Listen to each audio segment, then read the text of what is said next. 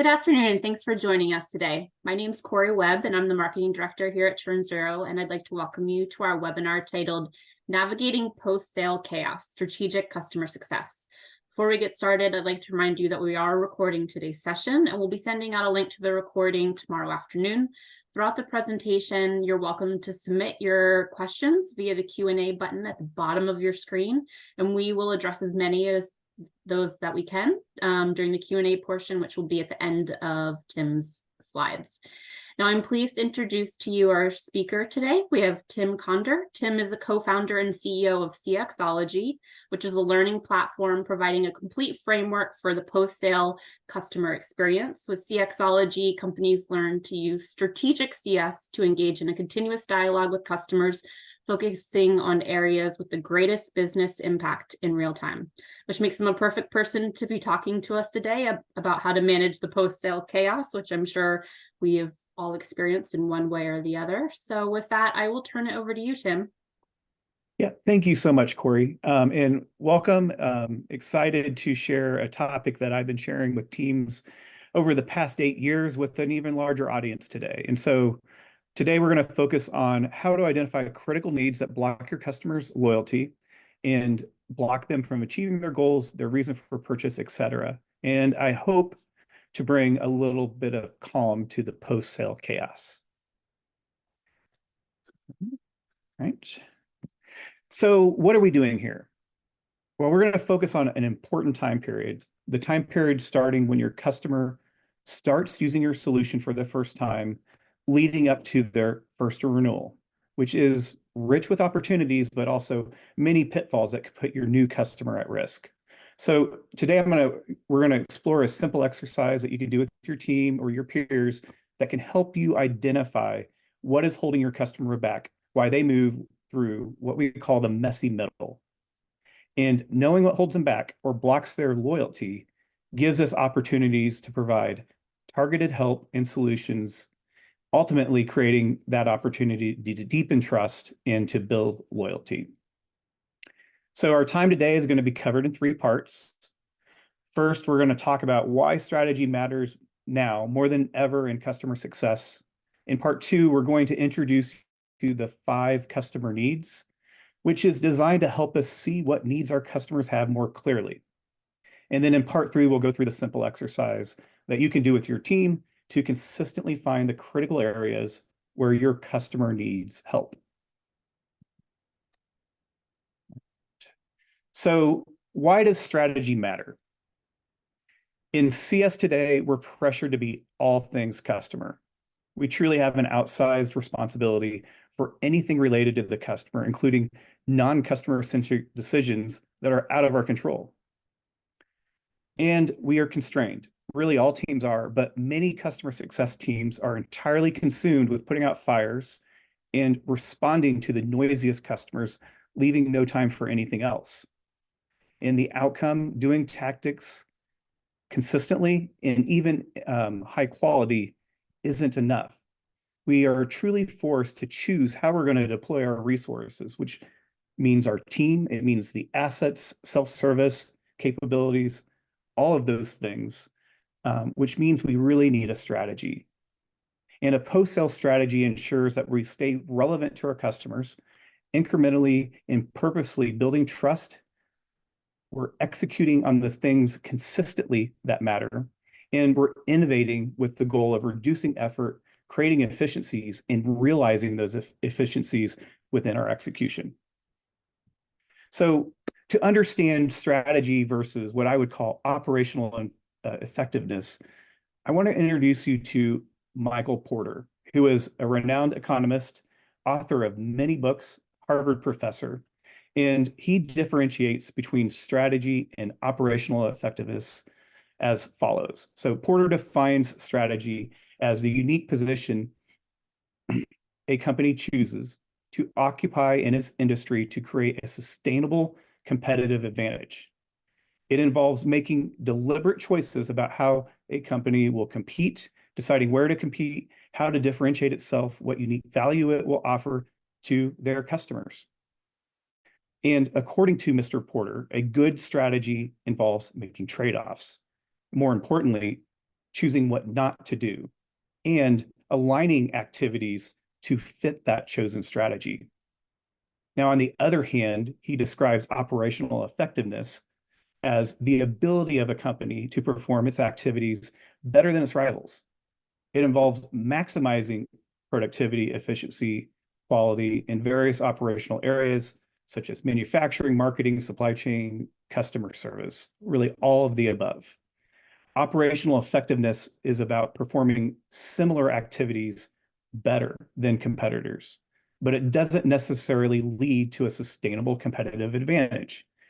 It can be easily imitated or even surpassed by its competitors. And so in modern day SaaS, think of operational effectiveness as our CS efforts in onboarding, the way that we manage what we're going to dig into today, the messy middle, but also think about the ancillary teams, right? Our product's ability to design, build, and release features to market. Our sales team ability to accurately forecast growth. Our finance team's ability to manage invoices and accounts receivable, in addition to the finances that we share with our investors. So there's lots of opportunity in SaaS for operational effectiveness. But to summarize his point, strategy focuses on creating a unique and sustainable position in the market. Operational effectiveness concentrates on performing activities efficiently and effectively, often within the strategic framework. So, according to Mr. Porter, a successful company needs both a clear strategy and operational excellence to thrive in a competitive market. So, to better understand what happens if we don't have strategy, we can look at the current state of customer success today.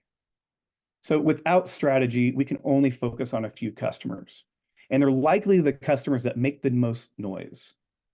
We also perpetuate our current reality that we're responsible for all things customer. And because of both of these points, we struggle to stand up to scrutiny and conversations about the ROI of the service we provide. But most importantly, because of these distractions, we miss communicating key improvements that will lead to the retention and growth that we desire as a company. So operations that don't have a purpose are a waste of time. I'll let that sink in. And we're not talking about all operations. We have some strategy-aligned operations figured out. For some companies, this manifests itself in their approach to the start. So how we transition from that moment of purchase through kickoff and go live. Some have this streamlined where others that require more effort maybe have chosen to dedicate a team. But this is all table stakes. Effective onboarding is a basic expectation that your customers have. And we have other gaps. We have a significant gap where the combination of strategy and operations is largely missing. And we call this gap the messy middle. And that's what we're going to focus on today. And the messy middle is where all things can fall apart quickly. And if you're not engaged, then you're likely out of the know. So what is this messy middle that I speak of? Here's a generic post-sale journey: purchase, kickoff, onboarding, go live, adoption, renewal, etc. The critical time period, the messy middle that we often ignore, is between first use, so after go live, but the first use of our solution, and your customer's first renewal. The messy middle is when your customer goals are achieved and progress is made to their reason for purchase. The messy middle is when deep relationships are built that will carry us into multiple renewal cycles. The messy middle is where we help our customers mature and optimize their internal processes, ideally increasing their sophistication of use of our products and services. But this is also when change happens. Your key contact or champion decides to move on to a different role inside of their company or leave their company entirely altogether. Their reason for purchase can change, or dynamics within their business are altered. They go from a growth stage to maybe a posture where they're trying to protect what they have, right? Control costs, retain at all costs. So things can change in the messy middle. And what happens if we're missing? Well, your customers can give up. After repeated failures and lack of progress, they could start telling others about their poor experiences. So negative word of mouth can spread.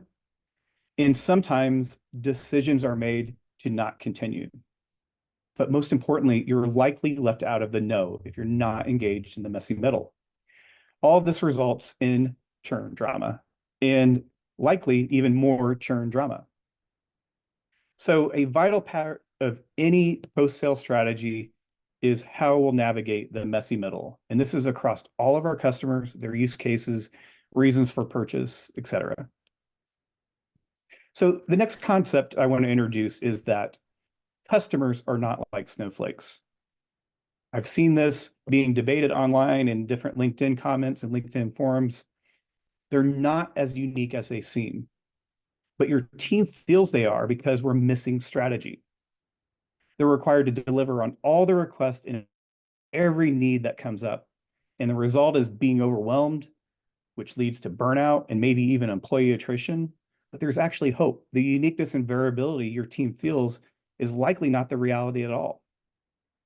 What customers need to get through the messy middle falls into 5 categories. And these categories, the 5 customer needs. So let's take a look.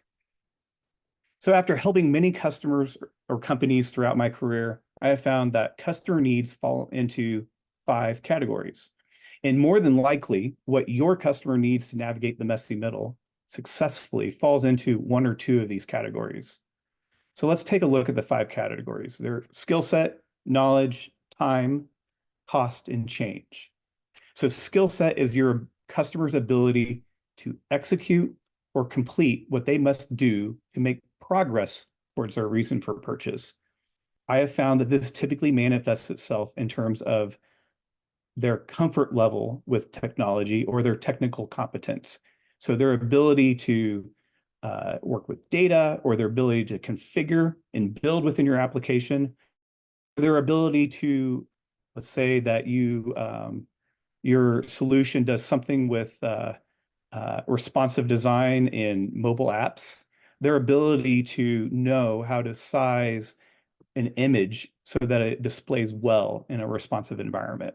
So skill set is a very common need that your customers can have. Knowledge is your customer's ability to make change based on limited information. So experience and knowledge are key when making important decisions with imperfect data. And you'll see this manifest itself in either a lack of engagement in your analytics platform or hesitation. They never choose to act when presented with the information that should lead them to a decision. Time is your customer's ability to balance their workload and participate in key meetings, execute skill set above, and also represent our accomplishments internally within their companies. Spread the word. Cost to your customer is the cost of working with your company. It includes money, but it also includes effort. We still do assessments, but when I was doing just consulting and I was heavy in assessments, actually the first company that I worked with was an enterprise email platform out of Chicago. And I typically look into support tickets, support requests. And if the company has the ability or had the ability to classify a support request with some level of severity, I look at that too. Now, a common metric when you're doing that is to look at time to resolution based on severity, right? So high severity, SEV1 issues, you want to see a quick time to respond. But what I think is more interesting is the amount of back and forth. So for this company, for their high severity issues, where we had a complete system outage, the back and forth, the average number across, and this actually kind of happened a lot for them, was 87 back and forth. And that's what we mean by cost. Change is your customer's ability to manage change for themselves and others. So your customer's ability to drive adoption, accountability, and awareness inside of their companies. So I've been carrying these 5 customer needs around for the past 8 years, and I presented them to many teams. And I always ask what's missing. Now, we've yet to change it, but if you think of something that is missing or have an idea on how to improve this concept, share in chat and we can talk about it at the end of this, or connect with us after, and we love to hear your ideas for how to improve this. But we're introducing these 5 customer needs to really get the juices flowing and before we jump into the exercise. So make this a point of reflection. The first step to identifying what blocks loyalty is to reflect on what category of needs that your customer might fall into, and then we're going to prove it. So think of this as a pre-exercise preparation to the loyalty blocker exercise. So now we're going to move into that exercise. And in this section, instead of doing the exercise as a group, I understand we have a large group today, so we don't have an opportunity for real-time back and forth. I'm going to give you some real but sanitized examples from teams that have completed this in one of my workshops.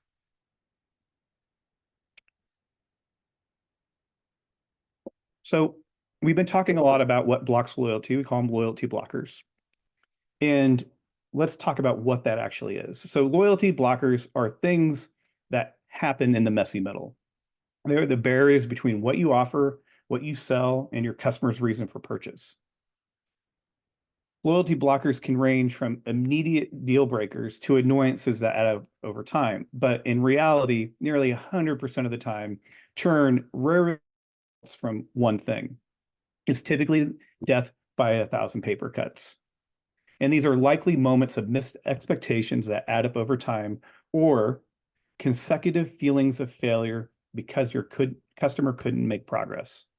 If you think about any app or solution that you've adopted or not adopted in your personal or business lives, the ones that I have adopted fully are where I've consistently made incremental progress, feeling more competent, more successful with my use of that solution, right? And so on the flip side, if I keep failing and not achieving, I'm likely going to build up a long list of loyalty blockers. Most importantly, when these occur, regardless of if they're your fault, they will be viewed as your fault. And there are some more drawbacks of loyalty blockers. One is churn and the financial impact of churn, the loss of a logo, et cetera. But also lower customer value may translate into fewer referrals, data points that marketing can use, case studies, referenceable customers. We could have higher costs. So support costs specifically, more individual time with the customer, the cost to save an account, which can be alarmingly high. And then also the cost to replace a logo. It's my understanding that the average cost of acquisition is still 92% of first year's revenue. It's a significant sum of money for some companies. We can also have lower team or employee engagement. And I'm a true believer that high retention comes with highly engaged employees. Lower engagement might equal team member attrition. So we have the cost to replace a team member, but also the intangible loss of their knowledge and expertise. But most importantly, we lose insight. We lose the opportunity or miss the opportunity if we are not engaged in the messy middle to learn and to discover what has an impact. How can we improve as a company? So now we're actually going to dive into the exercise, but I want to just first align on the purpose of this exercise. I initially used this in my early days of consulting at CS Consulting when I was contemplating whether I should talk to my clients' customers. And at that time, I wasn't yet comfortable engaging my clients' customers directly. So I devised this exercise to get as much information from the team as possible. And it's amazing what we know that we don't know. So this exercise is designed to trick your mind into what the customer is thinking or experiencing, because we hear, see, and experience it on a daily basis. So let's take a look at the steps to start off with. So here's where we start. The first step, the first question to answer is, why does your customer purchase your product? And let that set in, because when I ask this of teams who have not been introduced to this concept prior, we sometimes struggle to answer that. And if I reflect back on when I was in role leading customer success teams or being a customer success professional, this wasn't always clear, right? Sometimes we get so far removed from that purchase moment that we lose sight of why customers purchase our product. And so the result is I typically get value props as the initial response. But this isn't your customer's reason for purchase. It's your market positioning. So then I instruct them to think about just one customer and their real measurable reason for purchase. And it's extremely important that we understand that generalizations are not helpful, as we want to get ourselves and our teams into the customer's mindset.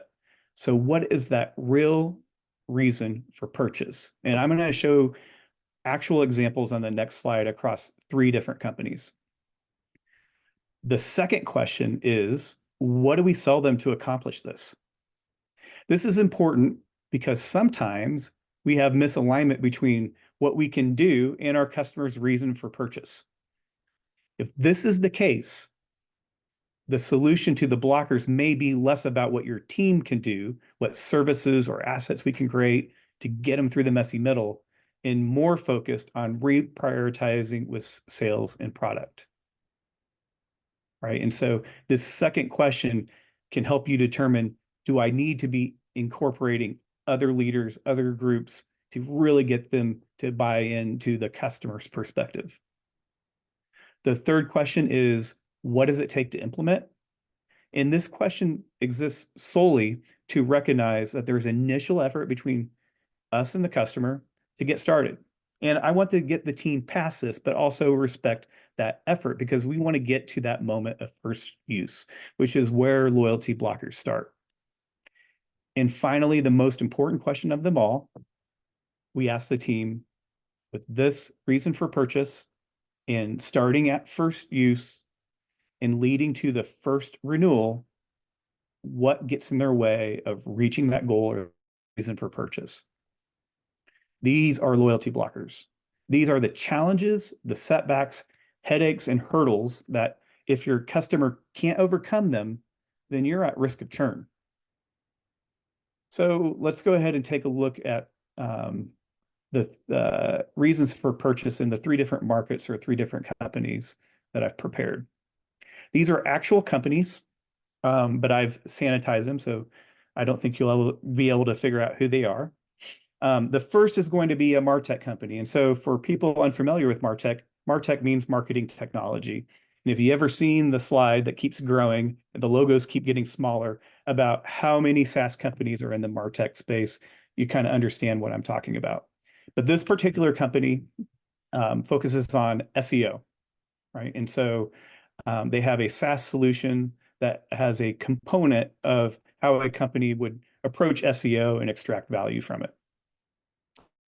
The second example is rural utilities. And I love this one because it touches us all, right? And so this is a SaaS solution that is designed at helping digitize and automate and manage utility assets for rural communities. And then the last example is workflow automation. This is a form builder tool, workflow attachments. There's lots of offerings out there. It's an easy offering to get started, but sometimes a hard offering to really drive adoption. So let's look at their actual reasons for purchase. So for the MarTech company, this is exactly verbatim what their team said back to this question. Our customers want to drive quality web traffic, maybe a 16 to 24% improvement over prior year. This doesn't seem like a lot, and I asked this, and I can't remember exactly what they said, but it was a significant improvement, a 0.5% improvement in conversion rate within a specific channel. Rural utilities. We want to have 100% of our assets mapped, digital mapping, digitized, as opposed to filing cabinets full of assets or tribal thinking and knowledge about where assets exist within their community. We want to reduce the time that it takes to repair a leak or discover a leak. So they have this concept of service disruption time. Ideally, that should be less than 2 weeks, maybe commonly for a community that's in months or half years. And then lastly, workflow automation. We want to reduce monthly cost. So a 15% reduction in the calendar year. Or we want to automate existing processes, eliminating man hours, programs, and other costs. So a 30% decrease in Salesforce licenses. Sorry, Salesforce, but your pricing is out of control sometimes. Or we want to eliminate that manual effort. Maybe that comes from data capture. So when completing this step, you're probably going to end up with a list of 5 to 10. We should have more than a few, but we're not looking for exhaustive lists. We just are looking for relevant things, relevant, measurable reasons for purchase that can help us get in our customer's mindset. So after each step that I summarized previously, it's important to prioritize. So routinely ask your team to prioritize. Most of the time, I found that the top 2 in whatever question we're on are never in dispute. It's nearly unanimous that those are the top 2. And this is a powerful realization to have for yourself, but also share within your company. So, and there are many benefits to prioritization, especially team prioritization. So here are a few that I came up with. You get diverse perspectives. So team members bring unique insights and experiences to the table. Involving them can provide a broad perspective on what tasks are most critical or impactful. Their ownership and commitment. When team members are involved in setting priorities, they feel a sense of ownership over whatever comes out of those priorities. This often leads to increased commitment and motivation to complete them.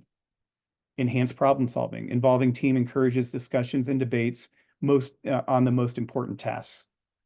This can lead to better problem solving as different viewpoints are considered before finalizing priorities. Could be improved buy-in. When team members understand and agree with identified priorities, they're more likely to support that work. And it reduces chances of resistance or conflict in the future. Increase morale. So being involved in decision-making can boost morale, engagement within the team. It fosters that sense of being valued and respected, which can positively impact culture and overall team dynamics. We have a better understanding of the constraints. Our team members who are in the direct line of the work often have better insights into resource availability, time constraints, and other practical limitations. So involving them can provide a more realistic view of what can actually be achieved. And then lastly, adaptability and agility. So in dynamic environments where the team allows for quicker adaptation to changes, team members are often more aware of emerging challenges. So what we're worried about happening in the future, or the proverbial of what keeps us up at night, and or the positive opportunities enabling better adjustment of priorities. So by involving your team and identifying priorities, you not only tap into their collective wisdom, but you also foster a collaborative, empowered environment where everyone feels their input is valued, leading to a more effective decision-making on priorities and execution of tasks. So now we're going to go back to those 3 examples, and I'm going to have a little drink of water here. And I'm going to show you exactly how these conversations played out. So the next 3 slides, we're going to show you a little bit more about the actual conversations. So from this list of 6, so 2 per company, each team selected their top 1, and those are actually what we're going to look at. So first, we're going to dive into MarTech. So the business goal that the team selected was driving quality web traffic, 16 to 24% improvement over prior year. What did we sell them? We sold them the Pro package. Has everything they need: consumer insights, attribution, etc. We talked about what it takes to implement the Pro package. And then we identified what first use is. And so for this company in this Pro package, creating their first content outline represents first use. Now we ask the question, in between creating their first content outline and driving quality, relevant web traffic, what stands in their way? And here's the list. They're not able to translate insight into practical action. There's a significant learning curve with advanced features. The customer is not technically adept. There's a lack of understanding of the results, or a lack of trust in the results, because they don't understand or trust data in the formulas and algorithms are used in the analytical output. They don't have, for this particular company, a sound understanding of SEO. They're doing the action, right? So they're doing something, but they're not doing it right or the right way, right? So they're doing the action, but not optimizing for the outcome.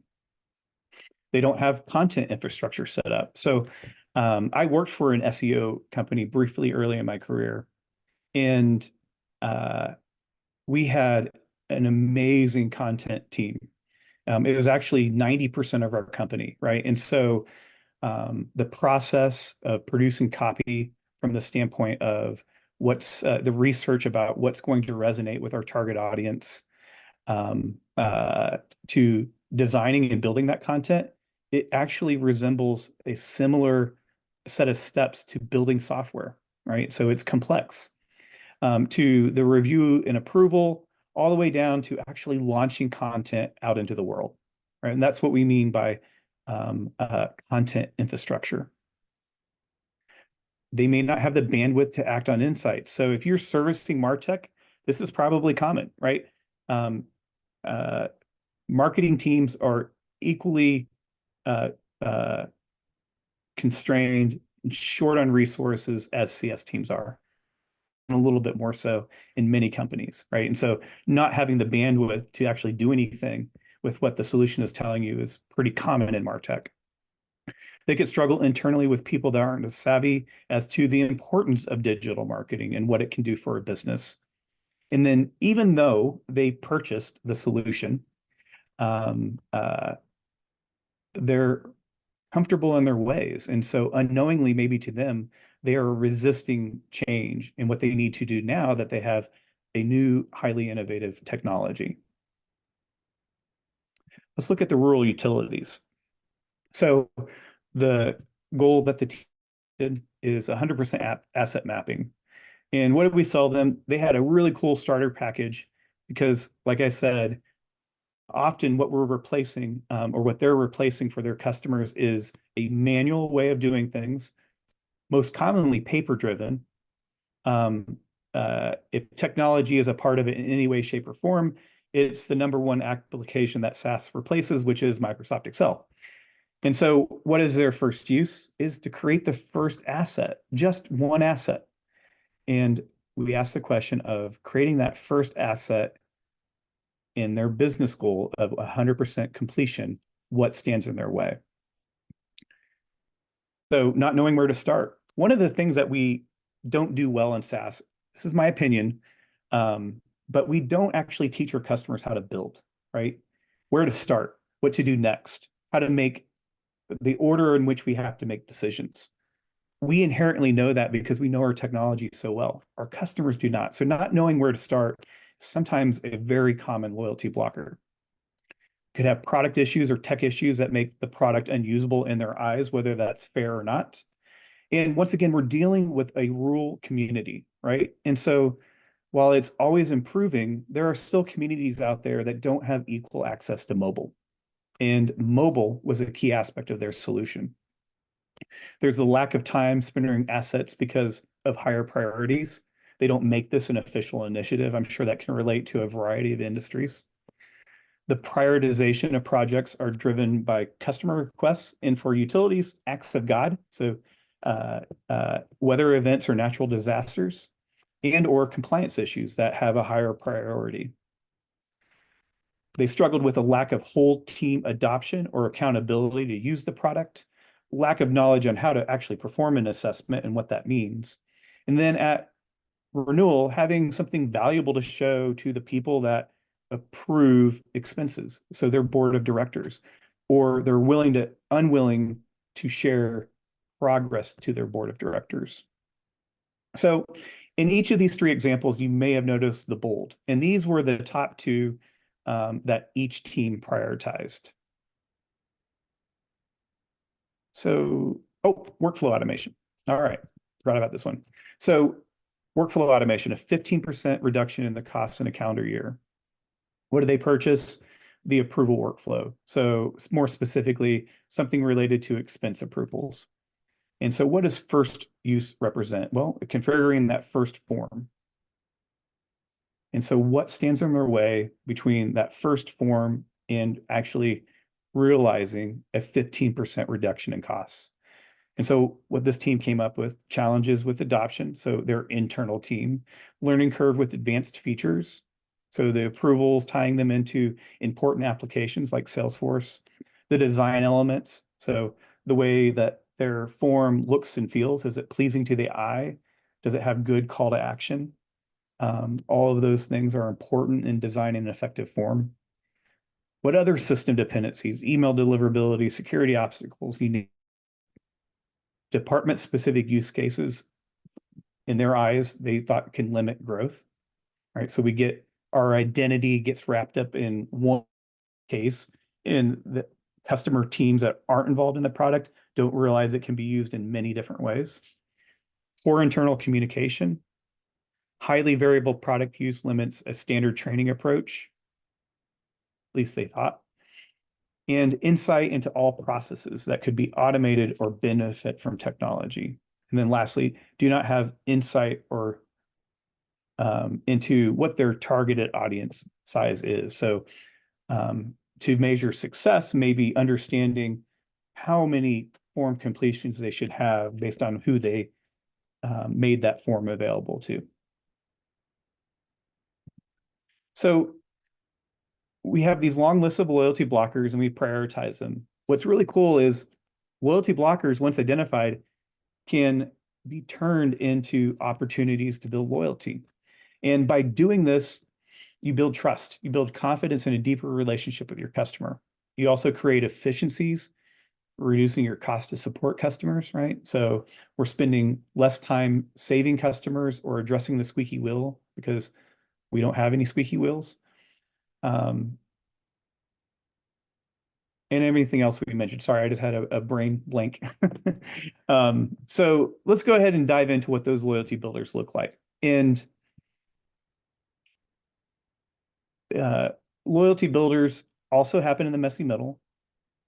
Their loyalty builders move customers forward, right? So we're advancing use, we're overcoming obstacles, but they deepen trust. And to be successful in customer success, I'd say it takes three things. We must have trust, right? And so you go back to the trust equation that equals reliability, credibility, and intimacy divided by self-orientation. Intimacy would be just the relationship in general. So we must have trust. Our customers must be able to see the possibilities. So to be able to see the possibilities clearly, you had to complete a previous possibility successfully, right? So it means that we've achieved some level of success with something that we tackled together previously. And then we must be relevant. It's as simple as that, right?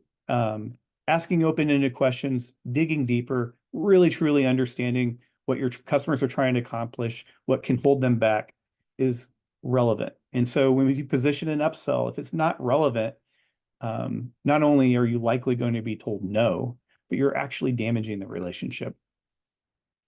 And when loyalty builders occur, we must be adept at capturing them and systematizing them or orchestrating them across all of our teams and resources. So loyalty builders have benefits just like blockers had drawbacks. And so loyalty builders obviously help reduce churn.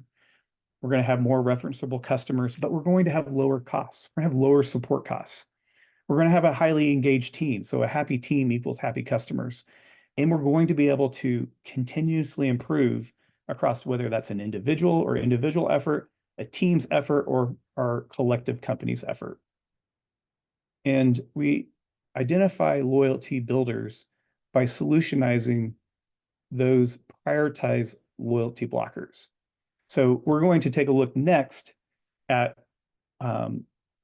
what the teams actually came up with. Now, once again, just like with the 5 customer needs, if you have an idea on how to better solve one of these loyalty blockers, please put in the chat. We can talk about here at the end, or that could be something that we follow up on. But I'm going to share with you exactly what the teams came up with in the moment. So the first for MarTech, not being able to translate insight into practical action. So the first place I would start, and this team agreed, is that we should look at how we're communicating insights and look for opportunities to either clarify the insight. Sometimes we don't state that clearly. More commonly, we don't provide the necessary background that is required for them to prioritize that insight over all of the other commitments and work that they have. And so many teams leave this out, but it's the foundation of the recommendation. What do you know that led you to that insight? And your customer, and do we actually communicate the action steps clearly? So if you're presenting them with a chart, just don't send them a chart, circle on that chart and explain to them why that point that you circled on that chart is relevant and important, or communicating the required action steps. This takes me back to that elementary school exercise that I'm sure all of us have done, or many of us have done, in that we have to write out the steps to make that peanut butter and jelly sandwich. And just the chaos that can follow if you follow those steps to the T and you miss something like, well, spread the peanut butter on the sandwich, but you don't tell them to open the jar, stick the knife in, extract some peanut butter, and nicely spread it on a piece of bread, right? Maybe they're spreading the entire jar of peanut butter on the bread based on that instruction. So communicating those action steps clearly and concisely and in a way that actually leads them to do the thing that we want them to do. All right. So the next one is they don't have bandwidth. So depending on your customer segments and who you service, it may be common for your customer's team to be severely understaffed. So helping them efficiently augment their capacity with strategic partners or paid service offerings can be highly effective. The next one is knowing where to start. So the number one thing that we overlook in SaaS, I've already said this, is how to build within our products. This team wanted to specifically use their success plans as a way to guide. And success plans are common across many CS teams today, but in all honesty, many lack purpose, right? So a success plan that's dedicated to getting customers started is a great way to build confidence and ensure success. Lack of knowledge, not all loyalty builders need initiatives owned by the CS team. So sometimes product improvements are required or even a better solution. Advanced features, the innovation that we're passionate about is likely represented in our company's advanced features. And that actually might be the reason your customers purchase for these dazzling capabilities. But many teams never get there. They don't meet the core expectations that lead to value that our innovation can realize. So they don't meet like the basic starting point. And so we never get to adoption and utilization of those advanced features. Oh, and then lastly, variable product use. Once again, customers aren't snowflakes. If we analyze the most common use cases or popular use cases, which is very achievable, you will realize that a handful of core use cases are the ones that you need to support with assets, training, additional help, et cetera. So this is just the start. And you might be wondering, how does this translate into strategy? As you have these conversations, you will uncover patterns. You will uncover opportunities to connect different moments in time that are important to your customer in your post-sale journey. And so, yes, this is just a start, but you have a prioritized set of actions you can take tomorrow that will have a positive impact on your customers. So doing this exercise once or twice a year is incredibly valuable, and it will get you on track to overcoming significant hurdles to loyalty. But the opportunity doesn't end with this messy middle, first use to that first renewal. Our vision for the post-sale journey is one of continuous alignment and achievement with our customers' companies. So we call that continuous business alignment, to the point that we, the vendor, are viewed as indispensable. You can't stop at getting the sale and crossing your fingers at renewal. And this is what we do at CXology. We offer play-based training that will get you ahead of the path to churn and keep you on the path to growth. And we'd love to chat with you about anything that we've covered today. You can find us on LinkedIn. So please connect with us, follow our company. And if you're interested, let's get connected and have a conversation. We'd love to know what you're up to and what 2024 is going to look like for you specifically. So lastly, and we're going to open up to Q&A, just a little bit more about what we do. We have a framework that all of our training is based off of. We call it strategic customer success.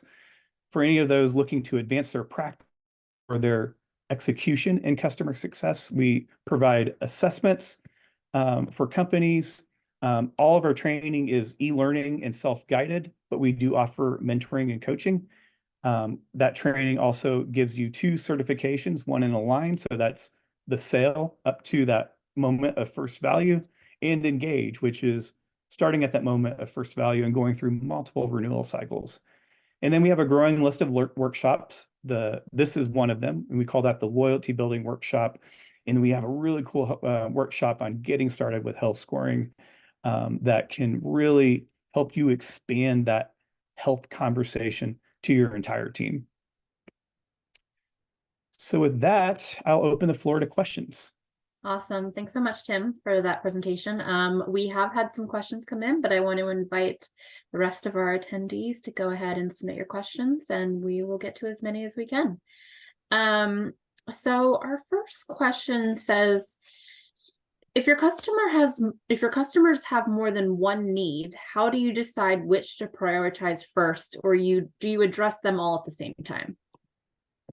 Yeah, so the goal of this is to try to narrow it down, but it never stops, right? And so for customer needs that you don't get to the first time, that you haven't prioritized, you come back around and do it the second time, right? And so that's where doing this exercise over and over again, or maybe even just as our product teams kind of create a roadmap of future product features, maybe we should have a similar roadmap to improvements to our customer experience, right? And so, but we can't do it all, right? We can't tackle building solutions for all needs, in addition to fostering relationships that lead to renewal and growth, as well as just doing the daily grind of what it takes to be a CS professional or a CS leader. Got it. I think that makes a lot of sense. Our next question is, what's the best way to know or measure if you implemented an effective loyalty builder? Yeah, great question. Part of anything that I do when I'm rolling out something new is that on the team side, so holding our team accountable, inspect what we expect is been a phrase that's been passed down to me from many mentors. But also, too, sometimes the best way to understand if it's having an impact is to validate directly with a customer that has that need, right? And then also, too, as we go into customer segmentation as well as health scoring, some of these loyalty builders and their adoption can be components of the way that we assess our clients. So we try to create some objective data that shows us pattern and trends across all accounts.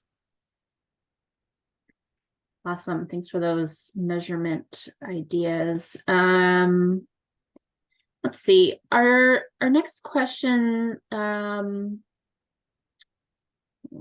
just reading, there's a few coming in, so I'm just trying to pick.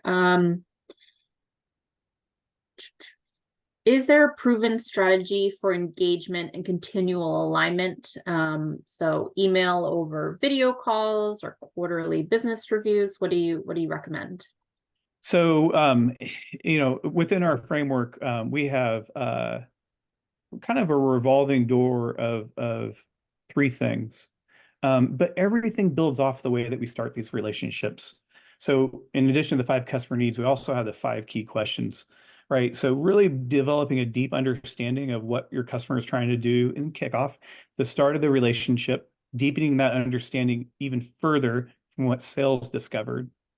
And in building on that, we're constantly iterating. And so I am very passionate and a firm believer that the best approach to customer relationships is one of an iterative approach. And so in this iteration, our infinity diagram, we're identifying goals, right, with our customer that lead to these larger outcomes or these reasons for purchase. And we're monitoring and engaging on them achieving those goals. So we're giving them a push, giving them some help, ensuring accountability. Sharing insights is something that we're also very passionate about. And we actually have a formula for how to share an insight to inspire action or to get your customer to be so proud of that insight that they share it internally. And so, really upping our persuasiveness when it comes to the things that matter, either getting them to act on something, maybe that stop doing something and start doing something else, or recognizing a success. And then business reviews. The first thing that we did when rethinking business reviews was to change the name. We call them alignment meetings, right? And why? Business reviews don't mean anything to anybody. I've given hundreds in my career, and I'm sure that many on this call have as well. What is a business review? What does a customer think that is? We call them alignment meetings. And we're reviewing these goal blocks and these insights, as well as going all the way back to the beginning and the conversations that we had there, the alignment that we achieved at the beginning. This creates this continuous engagement where we're providing relevant help to their challenges, we're recognizing successes, and we're growing that relationship. Awesome. Thanks for sharing those alignment tips. Next question says, how often are you reassessing the needs of the customer on their why for the purchase versus their why for continuing partnership as time goes on? So assuming that goes back to that reason for purchase. And this exercise as it's designed, once or twice a year are incredibly valuable. And I think over time, what you'll see is that there's a pattern that exists related to how your technology is built in the market in which you service, right? And so there'll be some repetition there. But I think what this also is expanding into is that change can happen, right? And so I would say, this is kind of off the cuff, but that if you catch the moment that change happens because you're engaged, well, maybe we got to go back to the beginning and redo some of those questions, right? And deepen our alignment on, hey, this is changing. We're no longer on that reason for purchase. Maybe we're onto something else, or because we were successful, we matured into something else. And so you kind of go back and you start with the fundamentals of digging in deeper to what they're going to do next. Awesome. I think that makes sense for figuring out the why for continuing on. Would you recommend just ever asking the customer what their renewal blockers might be instead of trying to ask the internal team? Yeah. I actually have a poll out, and it's been amazing this past week. But I asked the community, when should we start having a renewal conversations? And just a quick preview in terms of how the outcome of that poll and what I'm going to say next is that the most popular answer is 6 months. Great, I totally agree with that. But if you wait till 6 months, can something happen that would prevent you from having that conversation?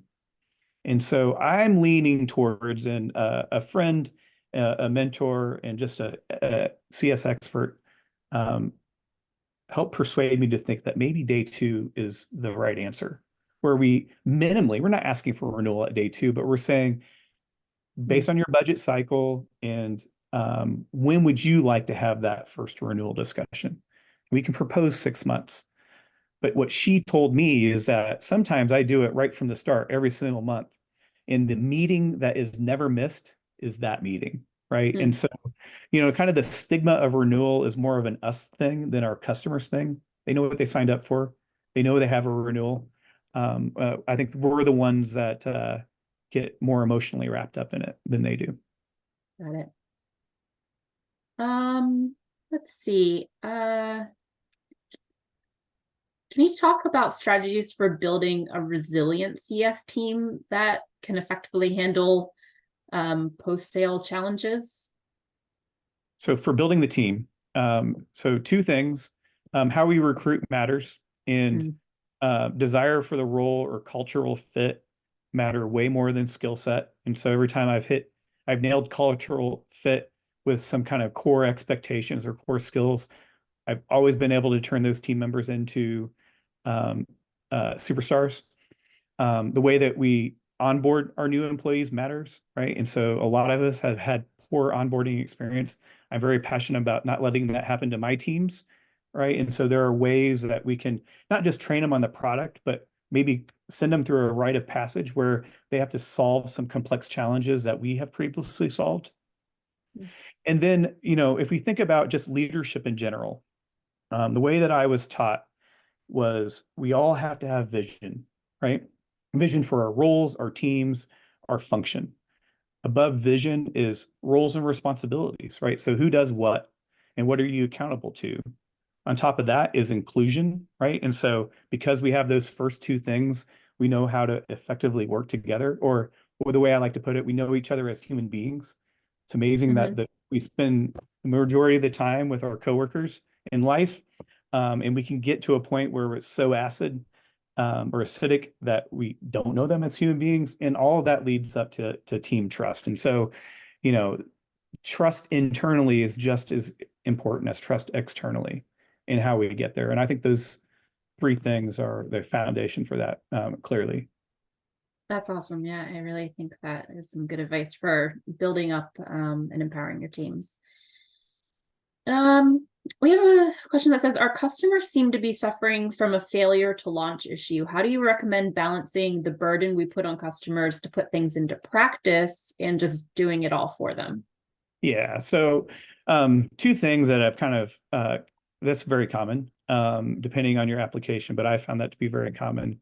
And customers don't know how to launch things, right? And they're pretty simple exercises for us to complete. So, um, uh, as we're going through the onboarding process, why not have a communication cadence to where they're required, and maybe even give them pre-written communications they can send out to their organization to drive adoption.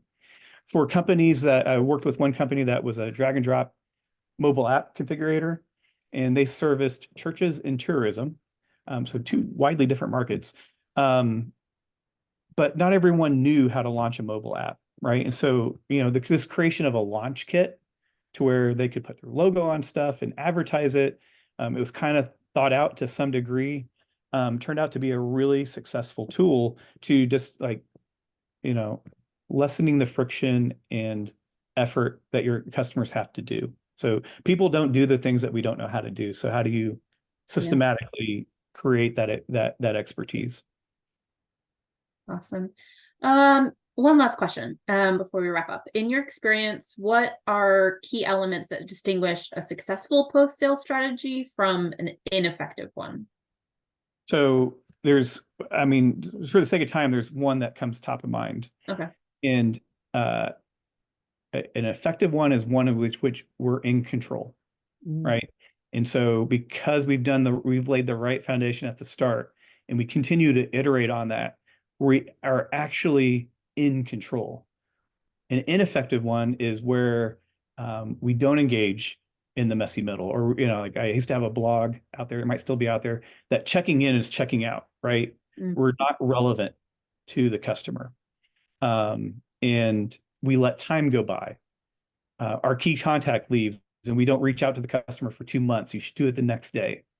These types of things where we give up control Yeah. is the first sign of an ineffective post-sale strategy. I think that's some great advice. Well, thank you so much, Tim, for joining us today. And thank you to the audience for joining us. I just want to remind you that we did record today's session. We'll be sending out a follow-up email tomorrow with the recording, PDF of those slides that you can view on demand and share with your colleagues. At the end of this webcast, you'll have a brief survey. They'll pop up and we'd ask if you just take a minute before logging off just to provide your feedback on today's session. And thanks again for joining us, and everyone have a great rest of your day. And thanks so much, Tim. Yep. Thank you, Corey. Bye.